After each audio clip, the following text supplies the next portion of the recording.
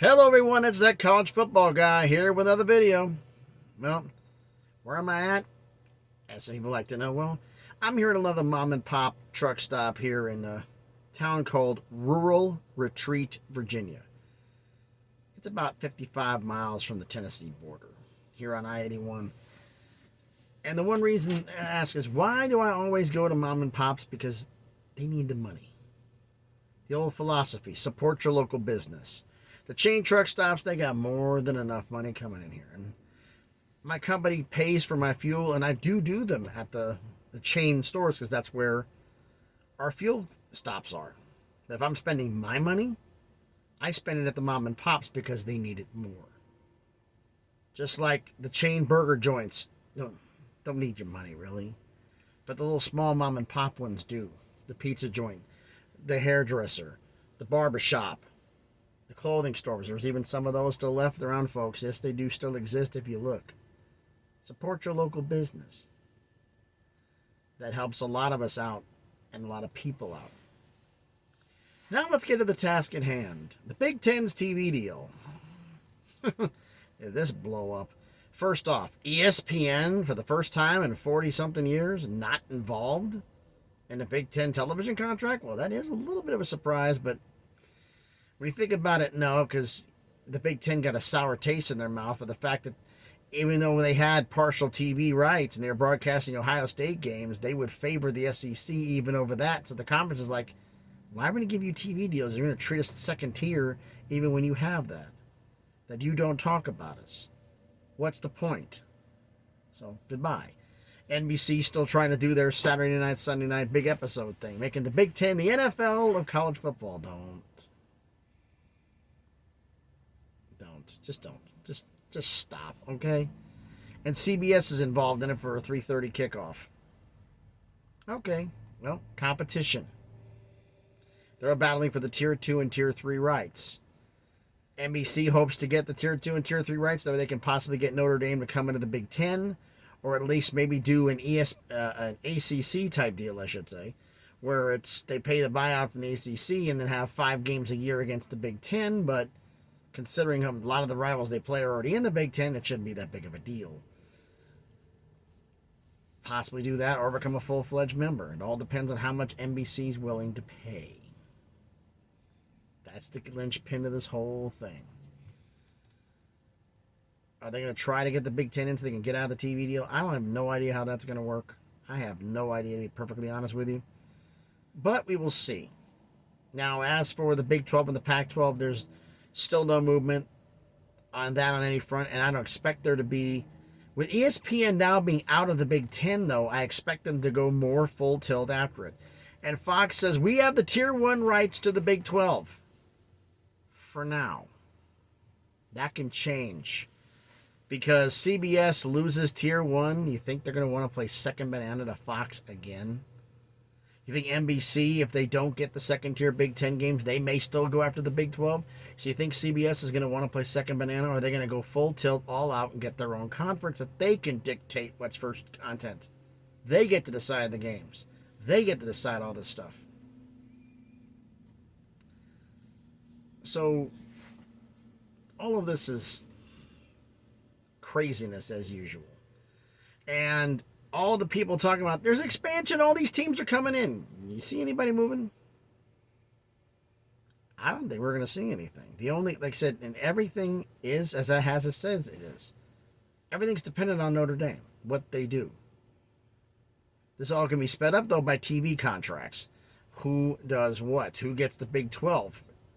Because basically, if CBS loses out to NBC, they're going to go all in on getting the Big 12. If they don't, they get the Tier 2, they still may go all in. Just to have that leverage and to knock it out of Fox's hands to rob content from them, because Fox doesn't have the money. They didn't bid on the Pac-12, supposedly, because they wanted to concentrate all their money on getting in and getting the Big Ten's Tier 1 rights. So, we'll see. We'll see how this goes.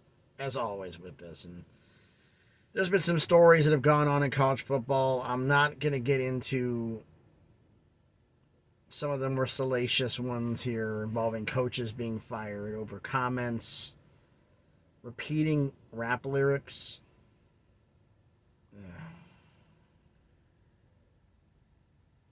I'll let somebody else do that. You guys can have fun with that. That's not, I don't really like doing salacious stuff like that and stuff getting fired. Now, if this is pertinent and there's a major story, but this is a wide receivers coach at Oklahoma. He's been there for over 2 decades, and it's major for them, but not for college football as a whole. And that's what I'm trying to work on here is college football as a whole. Group of 5, Power 5, and the independents. And I've also brought in some stuff about FCS schools, Jackson State. There's also other FCS schools that are coming up that are doing things that I'll be petitioning, because if this round of conference expansion goes down, everything rolls downhill.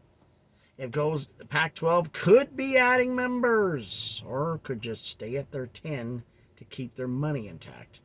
Because if they add right now, I have not heard, and I would love to hear this, whether adding anybody would actually increase the per year revenue. Or would it actually drop it in order to bring them in? That estimate hasn't been released yet, and I seriously doubt it will be to the public until after any expansion talks come out and they say, well, we're not doing this because they didn't bring enough, or we brought them in because they do bring in enough. We'll find out then. Silliness, folks. What else was I talking about? Oh, yes, it's confirmed for next week. Next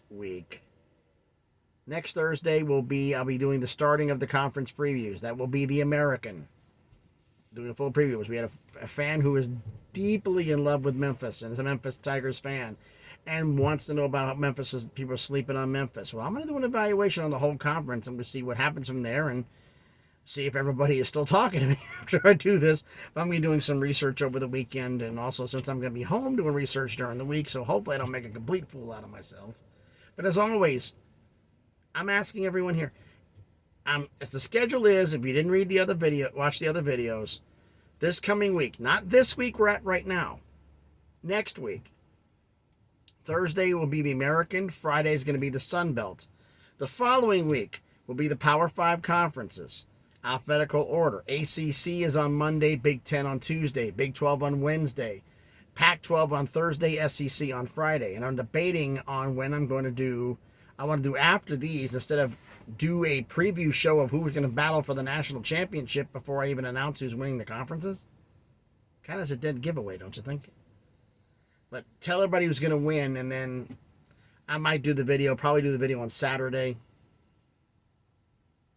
Doing a quick one before the start of some of the big games. So if I do it, it's going to be really early Saturday morning. Or more likely, if I'm not too tired and we're watching football games all day, I'll be going in and branching in some of the week 0 games and what happened in that, as well as producing the national championship game. Now, what I have decided to do is all dependent on if we have any more group of 5s, because I'm going to do my preseason top 25 before I start the prediction videos.